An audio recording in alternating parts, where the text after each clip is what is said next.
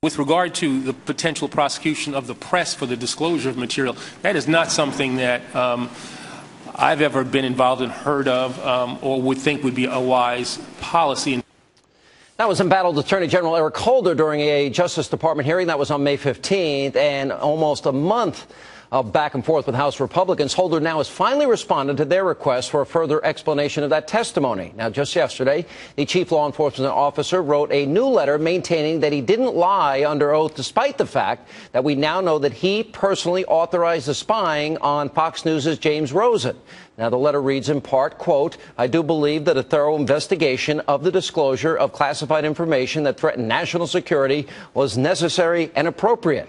So now the Attorney General thinks the investigation was necessary and appropriate only 3 weeks after he told the world that he felt, quote, remorse. Pretty interesting. Here with reaction. TV, radio talk show host, a Sean Compton's production, host Billy Cunningham, and Fox News contributor Tamara Holder. It's not something I've been involved in, but he did sign the affidavit and says it's necessary and appropriate. Is that contradictory? No.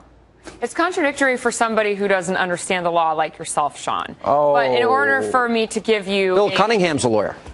Attorney General, State of Ohio attorney for some 35 years. You are judicially challenged, and you're one of the stooges of the left that will always be there to excuse away criminal behavior. You suffer from Bob Beckelitis, which is an incurable, fatal condition of liberalism that has caused people like Eric Holder to be the consigliere for President Barack Hussein Obama. Sign the petition, Tamara, to call for the resignation of the chief law enforcement officer of this nation because he lied under oath when he criminalized journalism, and you know he did it, but you refuse to do what's right. But I really hope that when you speak to a judge, you don't point your finger in the person's face the entire time by making your point. Are you a judge? Your finger does not. Whose finger's in my face right now? Mine, because I'm telling you to shut up. But anyway. Wait a minute. You shut up. Know your role and shut your mouth. My role as a woman. Yeah. Well, tell me how. Okay, it's not something that I've been involved in. Then he signed the affidavit, said it was necessary and appropriate. How is that not contradictory? Well, because the issue is whether or not they were after Mr. Rosen. And just because he is looking into the criminal conduct of what occurred, it does not mean that he's going after James Rosen himself. Wait a minute. Didn't he tell the judge? I signed many affidavits as an AG in the state of Ohio. You sign an affidavit under oath that what I'm saying is accurate. When he signed the affidavit on the search warrant, he criminalized journalism. He said James Rosen is part of a criminal conspiracy. That's what he did. Oh, he's part of a criminal conspiracy, which is a crime, a federal felony. And I agree that I think Holder accused Rosen of a felony. Now he's backing off. No, he has not accused him. He said that he is looking for information to determine whether or not he is. Now, I do absolutely disagree with the fact that that statement that he was a possible co-conspirator should have been in there. And the Attorney General has a lot of explaining to do why he used that language. Because really this investigation, which the Republicans have been very, very forceful on wanting to know where these leaks come from and why nobody's been prosecuted. Back in 2012, Lamar Smith, a Republican, he's the one who said the Justice Department has not taken the initiative to prosecute the leaks of national security secrets. If you sign a false affidavit, you're lawyer enough to know that's perjury. But it's not He can go false. to jail for that. He simply made a mistake. A big mistake, under oath. By saying that the person could be a co-conspirator. He wasn't lying about what was inside of the affidavit. He signed a false affidavit, and you know it. It was not. It was an error. He was with it before and he was against it. It's an error. An error. Pete Rose made an error when he bet on baseball and lied to a federal judge. Clinton made an error when he had oral sex in the Oval Office and then before a federal judge lied about it. Holder makes a mistake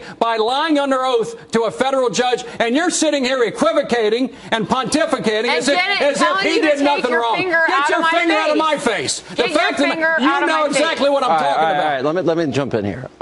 This is not the first time. When Operation Fast and Furious, he was under oath, and he said he just heard about it in recent weeks, and then documents showed and proved that he knew it 10 months earlier. Did he lie under oath then? He lied under oath that time. Sean, we have a serial liar. He's Tom Hagen to The Godfather. And everyone is acting as if, you know what? He's like the piano player in a horror house not knowing what's going on the second floor. He's just playing the tunes. I have no idea what's going on. Let's face it, Tamara. He is a stooge man for the radical leftists, and he's lying. What is your obsession with stooges. Aren't stooges like little I'm sitting elves? next to you. I'm sitting next to you. Oh. And you're a liberal stooge and an excuse monger for the Obama administration. Never mind. What are you going to cry? No, I'm not going to cry. You're not going to cry? No, I'm not going to cry. All right, hang on.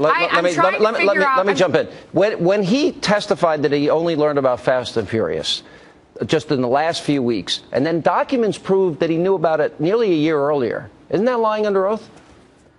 It depends on the extent to which he knew something. I think that he's being very careful. His fingerprints were on it. I mean, he knew all about it. He didn't know the extent of it. He had heard of it, but he wasn't involved.